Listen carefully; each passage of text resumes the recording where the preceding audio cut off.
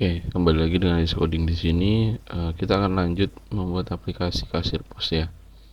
Terakhir kita sudah bisa membuat halaman login dan halaman logout ya.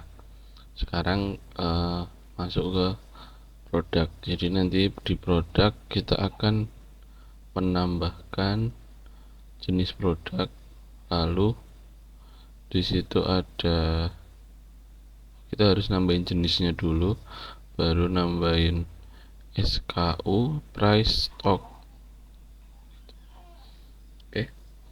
Jadi pertama kita harus menambahkan jenisnya terlebih dahulu. Jenisnya di mana ya? Ini kategori. Ini di kategori. Oke. Jadi kita nanti gabung antara kategori dan produk. Oke.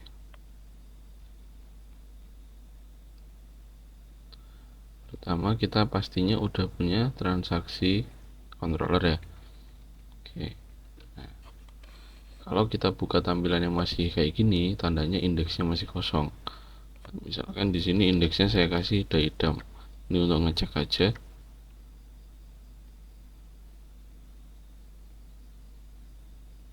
Oh, ini jadi dia buka ke situ arahnya. Ini ke mana ya?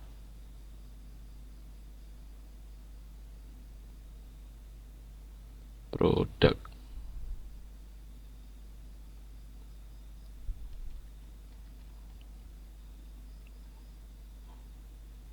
Transaksi.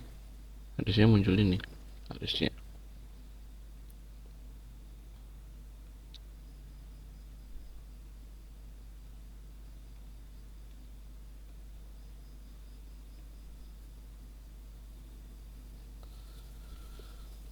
Oke, kita cek di outsnya ya, di bagian, nah ini posisinya dia kasir. Oh, bentar, bukan kasir, ini bagian gudang. Nah, dia langsung ke produk. Oke, kita cek di PHP artisan route list.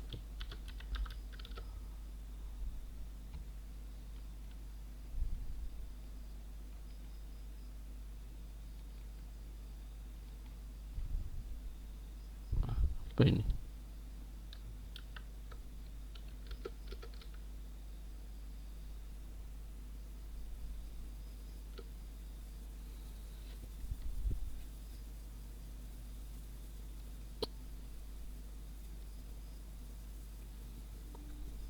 PHP artisan route list.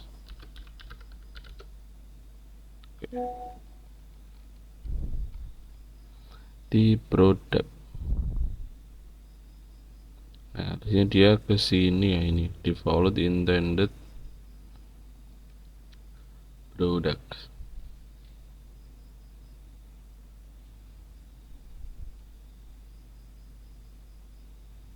Tapi kenapa dia tidak muncul? Lihat dulu.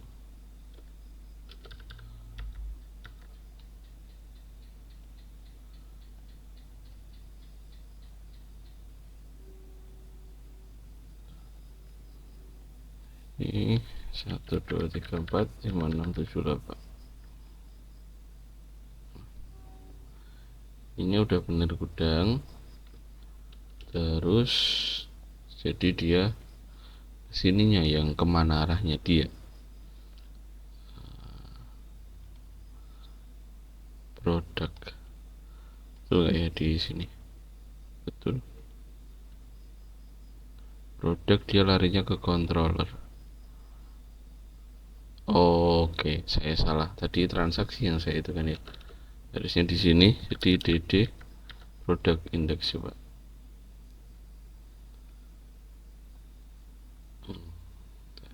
Login. Si refresh dulu. Kalau kayak gitu ya. Kalau muncul error expired, biasakan refresh saja. Oke, sudah betul sesuai dengan harapan. Di sini harusnya adalah dia return view product index. Nah, di sini kita perlu menambahkan,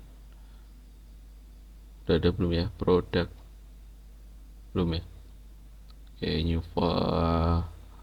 new folder product. Pertama sama aja, kita tambahkan index plate html.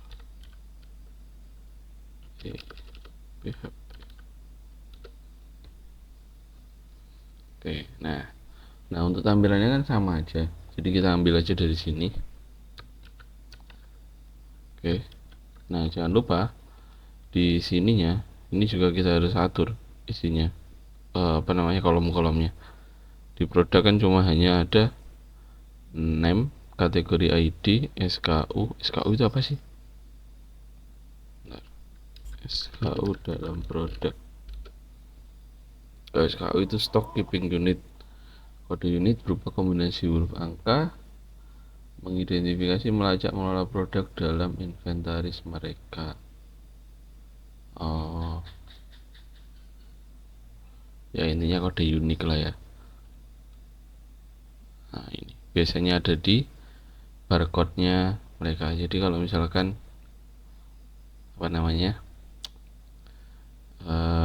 nanti pada saat di kasir itu bisa di scan itu kayak gitu. Oke, jadi nanti pencariannya dari situ. Oke, terus jadi di sini kita atur, kita perlu menampilkan name,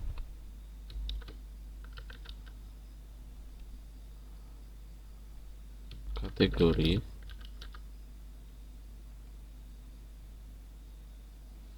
SKU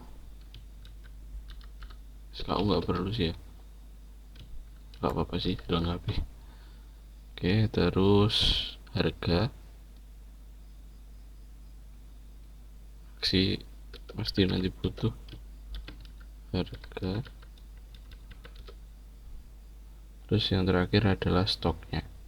Nah harusnya kalau misalkan di aplikasi aslinya stok itu ada tabelnya tersendiri, tapi karena di sini hanya contoh aja, kita buat simple stoknya dalam satu tabel. Oke, ini name, terus kategori ini nanti jadi di produk kan, jadi di produk kan perlu mengambil kan ini kan. Nah kategorinya kayak i biasa.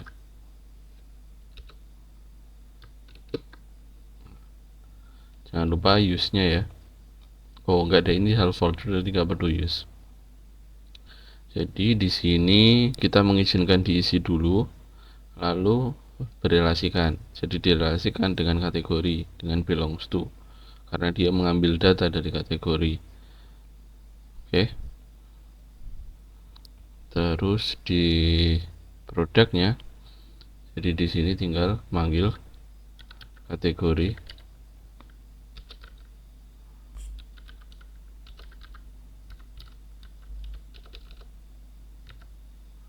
tadi pakai i ya, harus sinkron ya, jadi awal hingga akhir. Oke, kalau sudah, terus apa tadi, SKU ini tinggal disesuaikan aja sebenarnya ya. Ini jadinya jadi products, ini produk. Jadi for each ini yang awalnya dia produk itu tipe datanya objek, lalu di ini kan global variable atau biasa disebut dengan objek, terus di as kan, as ini dia kayak merubah atau convert menjadi array, yang dimana nanti dia bisa dipanggil seperti ini, yang SKU ini itu ya. TD price sama stock. Oke ya. Lalu aksinya ini diganti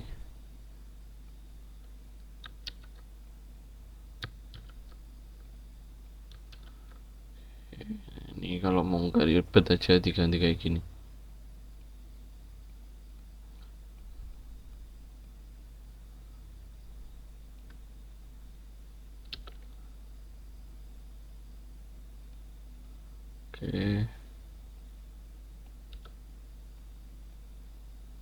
Oke, terus alertnya juga, terus link-linknya jangan sampai salah. Ini kalau salah dia muncul error gampang. Oke, sudah. Terus ini di hapus juga biar ada nyambung. Oke ya, sudah. Jadi di sini kan perlu mengirimkan data products. Nah, di products controllernya itu kan belum ada. Jadi kita perlu menambahkan products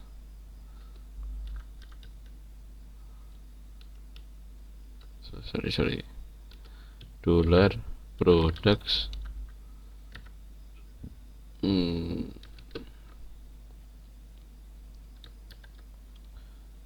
oh sorry. Nah, ini modelnya namanya products, jangan lupa use nya ya biar tidak error. Terus ini juga kita pakai pagination ya kan, yang lain kan pakai pagination kan, yang menu-menu kemarin.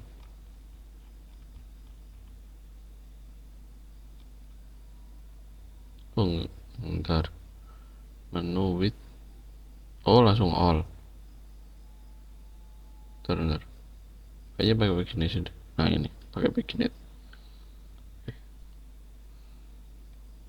Oke, pakai paginate 10, terus dikirimkan dengan menggunakan compact.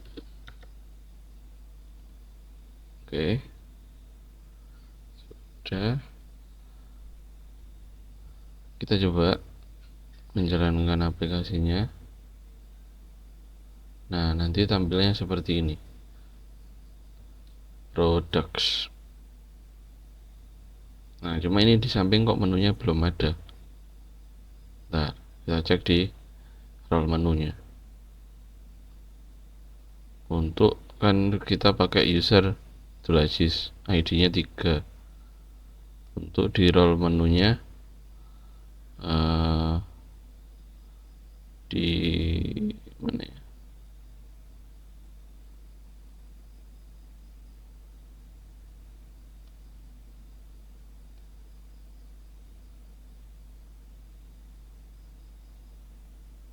Harusnya di sini.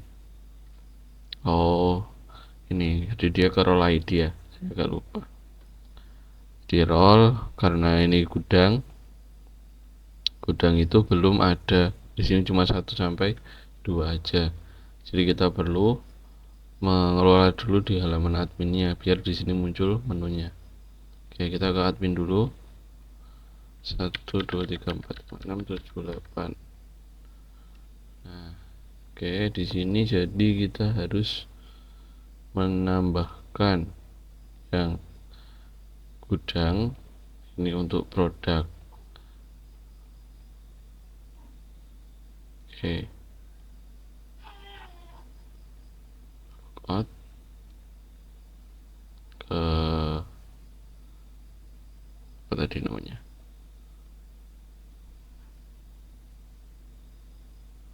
Abdulaziz 1 2 3 4 5 6 7 8.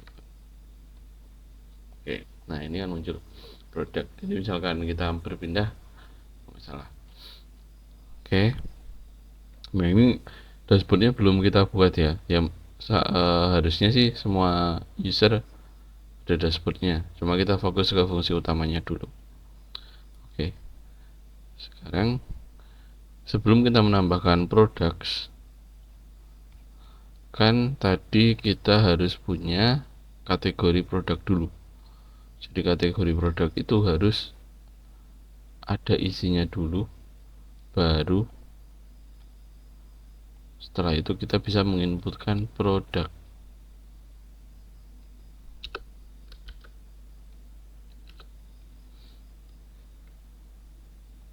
Produk aplikasi. Data produk. Oke.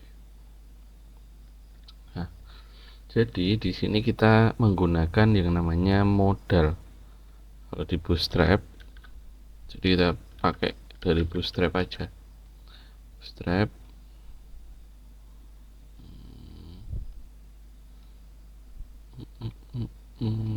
Kalian cari yang namanya modal.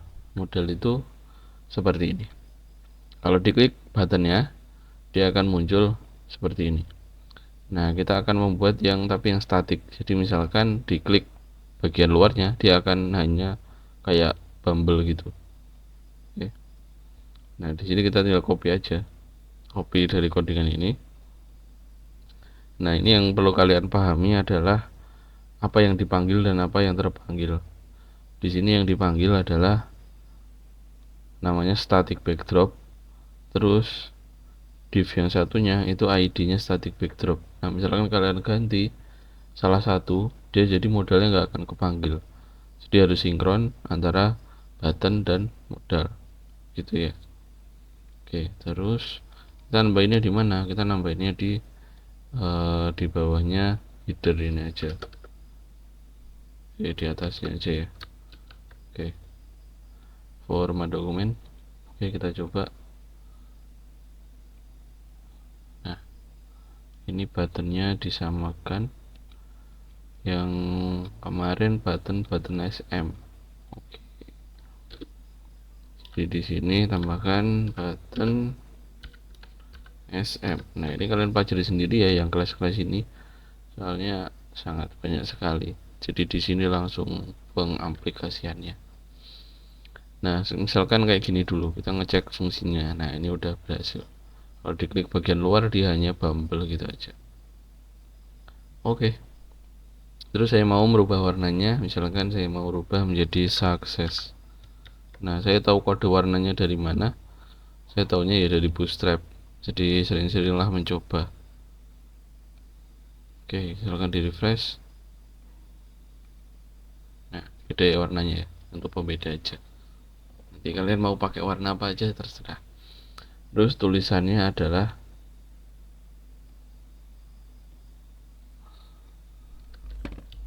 tambah kategori.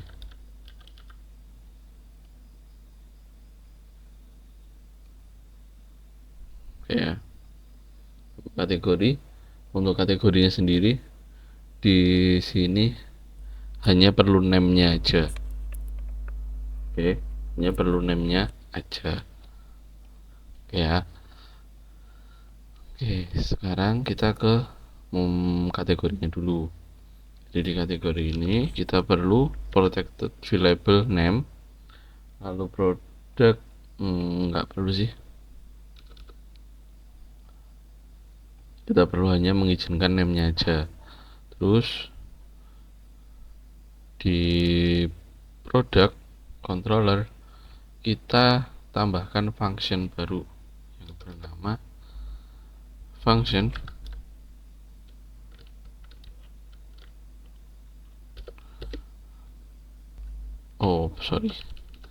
ya, VR-nya belum. Public function kategori. Nah, ini nggak perlu.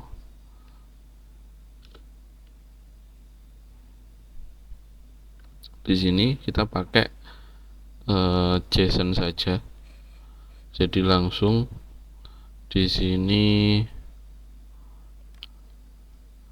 ini fungsinya tambah kategori.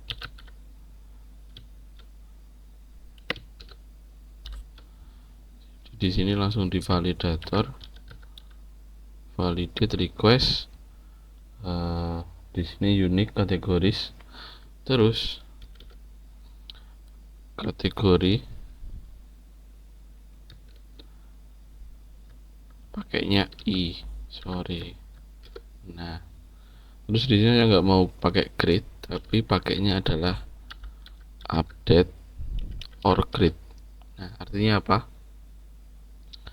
Ketika ada name yang sama, dia akan melakukan update. Tapi ketika dia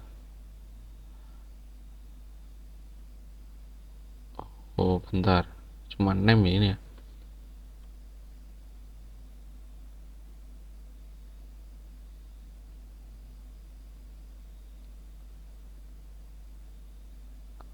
Enggak bisa.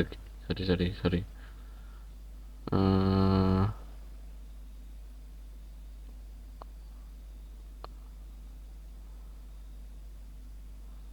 eh kategori. Oh ya, cuma create aja ini. Sorry, nggak bisa pakai ini. Pakai create validate. Soalnya penginputannya cuma dari satu arah. Oke, nanti jadi di kategori kita harus nambahin menu kategorinya tersendiri untuk misalkan kita mau mengecek data masternya kategori. Oke, nggak apa-apa. Terus di sini validasinya ada required, harus diisi, bentuknya adalah string, maksimal 255, lalu unique. Oke, artinya di situ tidak boleh ada nama yang sama. Nah, terus di sini return-nya kita nggak pakai ini karena kita di sini return-nya return respon kategori successful. Jadi untuk nambahin ininya nanti akan saya pakai Ajax. Kita mengenal Ajax. Ajax itu apa? Ajax itu asynchronous, biar tidak terlihat loadingnya. Oke, jadi ini aplikasi saya kombinasikan antara banyak sekali metode karena tujuan aplikasi ini hanya untuk uji coba. Oke, di produk saya mau ngecek dulu di headernya, di footernya apakah udah ada. Oh, belum. Jadi di sini harus menambahin dulu kalau mau pakai Ajax yang namanya jQuery.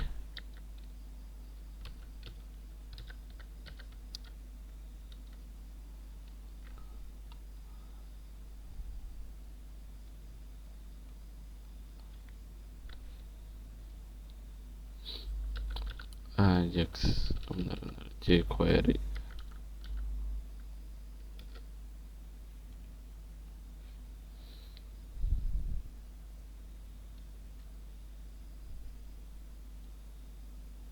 Nah, inilah Ajax.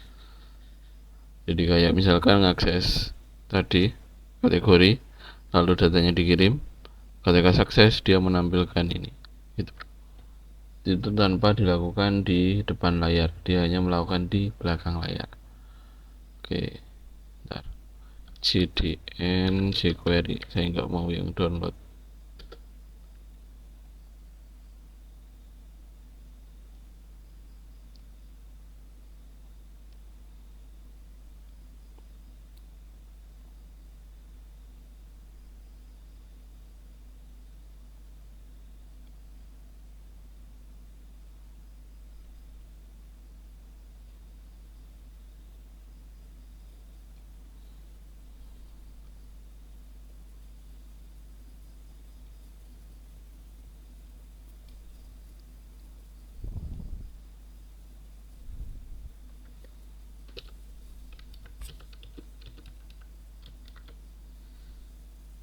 Nah, ini.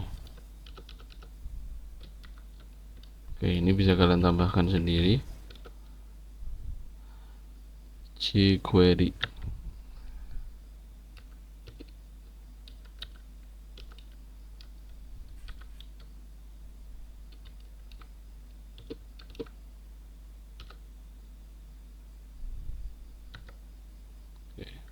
Jadi nanti kita pakai ini, ada nggak ya? Kita klik.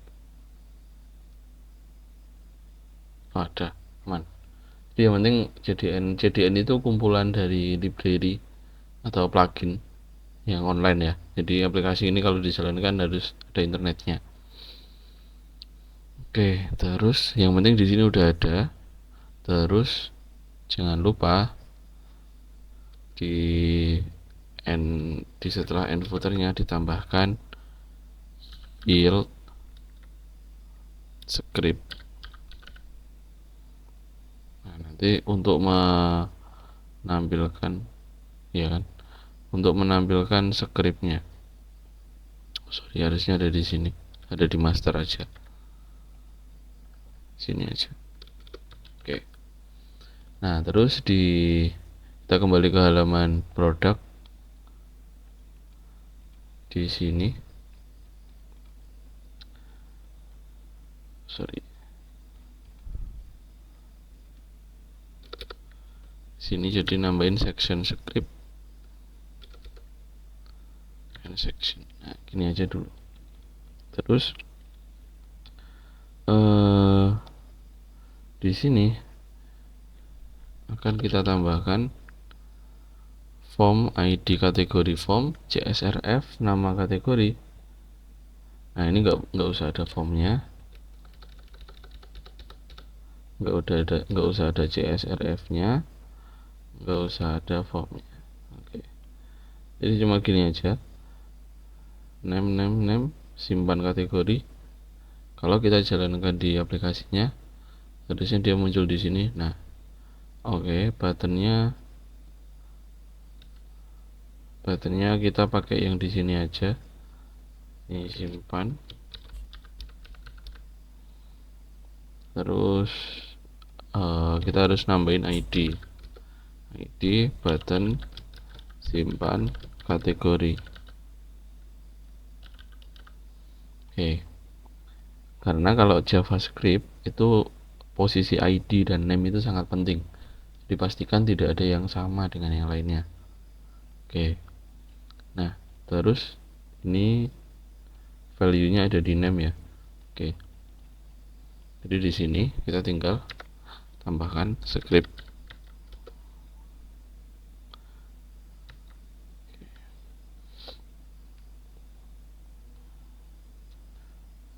Oke ya.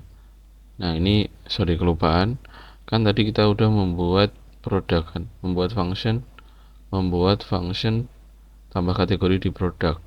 Cuma kan di webnya belum kita tambahkan. Jadi di sini kita tambahkan di atasnya resource ya. Dollar routes post karena mengirim data.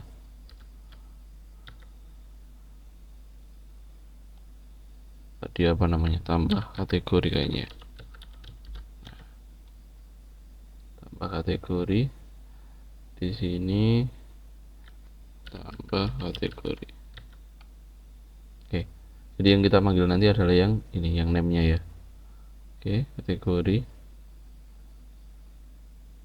Oke, nah terus di produknya, untuk mengambilnya dia pakai namanya pemanggilan dengan nama name. Kalau pakai pagar itu artinya dia manggil ID, tapi kalau pakai titik itu dia manggil class. Kalau nggak pakai apa-apa dia artinya manggil name. Name ini maksudnya ya, bukan name yang ini. Gitu ya. Jadi kalau titik itu class, kalau ID itu pagar, kalau name itu tidak ada depannya. Jadi cuma langsung misalkan kategori ya kategori gitu. Oke, nah kita bisa ngecek dulu. Kita tambahkan alert name, atau jangan alert deh, console log name. Console itu kayak kalau di PHP echo atau daydump kayak gitulah. Terus kita coba refresh. Nah, kalau pakai sorry, oke, oh ya ini belum diganti, harusnya menjadi tambah kategori, ya enggak sih? Oh, copy aja.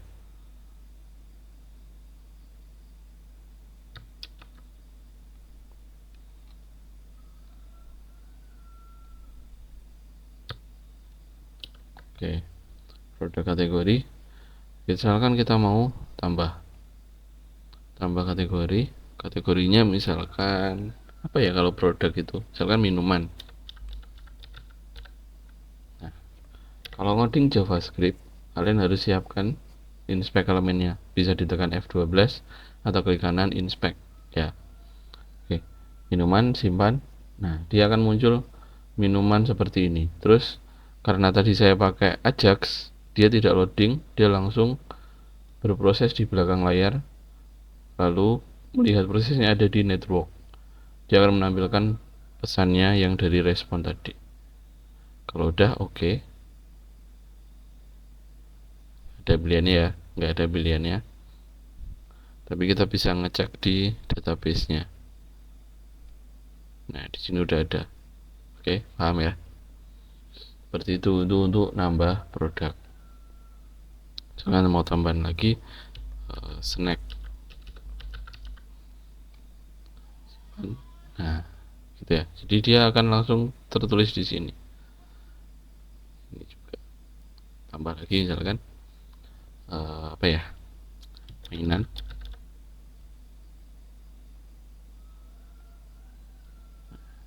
Oke, kayak gitu. Jadi simple banget kalau kita pakai JavaScript. Nah, kedepannya karena kita nanti front endnya pakai JavaScript, saya harapkan kalian belajar tentang perintah-perintah dasarnya JavaScript, kayak konsol, terus pengambilan variabel gitu ya. Oke, terus di sini juga pakai yang namanya switch alert, atau di sini dipanggilnya adalah swal. Kalau berhasil dia akan menampilkan berhasil, kalau salah dia akan menampilkan gagal atau error gitu. Oke, sudah seperti itu dulu untuk hari ini. Jadi fokusnya adalah menambahkan kategori biar tidak terlalu bingung. Jadi cukup satu episode aja.